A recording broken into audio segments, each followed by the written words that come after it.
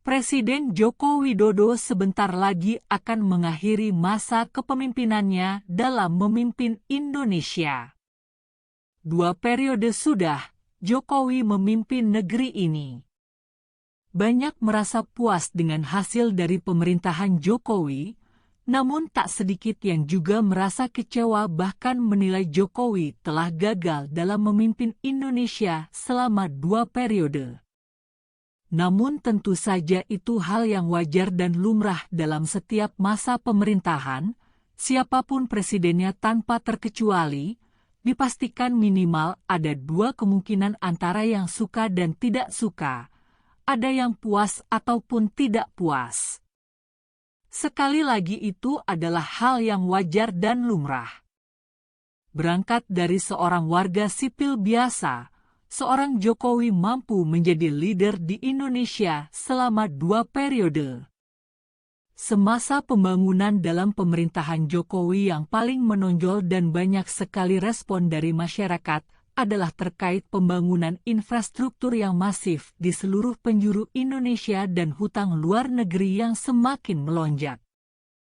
Pembangunan infrastruktur memang salah satu pembangunan yang paling terlihat jelas dalam masa pemerintahan Jokowi. Dengan tujuan pembangunan infrastruktur yang merata di semua wilayah Indonesia, memang sudah cukup banyak yang merasakan dampaknya.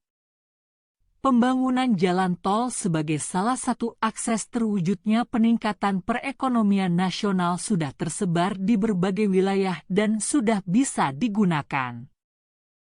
Kemudian infrastruktur di berbagai bidang lainnya, seperti pelabuhan, bandara, bendungan, pembangkit listrik, hingga layanan transportasi publik, tak luput dari sasaran pembangunan yang dilakukan oleh Jokowi. Banyak kalangan yang menilai pembangunan tersebut memang sudah menjadi keharusan untuk membangun Indonesia dan merasa puas akan pembangunan tersebut.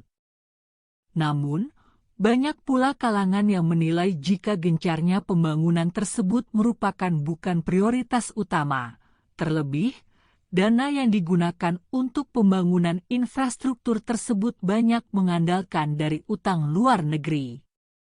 Sehingga utang luar negeri Indonesia makin menumpuk sudah mencapai angka 7.000 triliun rupiah.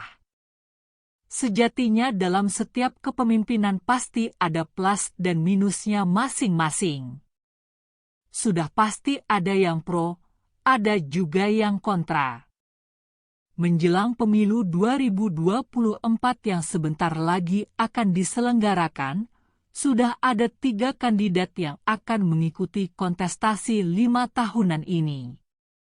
Kandidat nomor 1 pasangan Anies Baswedan dan Muhaimin Iskandar, kandidat nomor 2 pasangan Prabowo Subianto dan Gibran Rakabuming Raka dan kandidat nomor 3 pasangan Ganjar Pranowo dan Mahfud MD.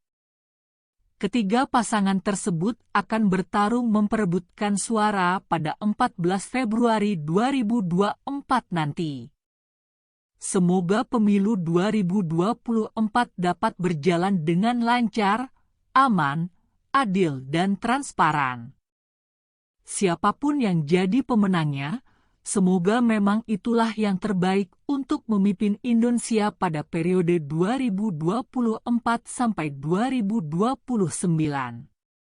Bisa membawa Indonesia menjadi lebih baik lagi, dan tentu saja diharapkan apa yang memang sudah dinilai baik dari pemerintahan sebelumnya bisa untuk dilanjutkan dan ditingkatkan, kemudian apa yang tidak baik atau kurang baik agar diperbaiki supaya Indonesia tetap pada jalur menuju negara maju. Marilah bersikap bijak dan cerdas dalam memilih. Stop politik adu domba, stop politik caci maki, stop politik identitas. Mari bersama bergandengan tangan membangun Indonesia yang sejahtera.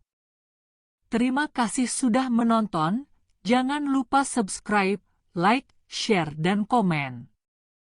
serta nyalakan lonceng notifikasinya agar Anda tidak ketinggalan informasi-informasi menarik lainnya.